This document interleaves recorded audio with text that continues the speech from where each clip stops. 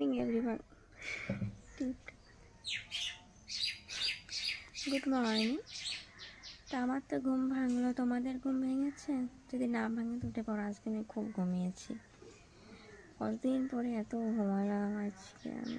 তো সকালে তোমরা উঠে পড়ো, আমি আমার মশারিটা খুলে ফেলি। এখন মশারিটা টাঙানোর খুবই দরকার, কারণ প্রচণ্ড মশা হয়েছে। তো টাটা, শুভ সকাল, ওঠো ওঠো ওঠো।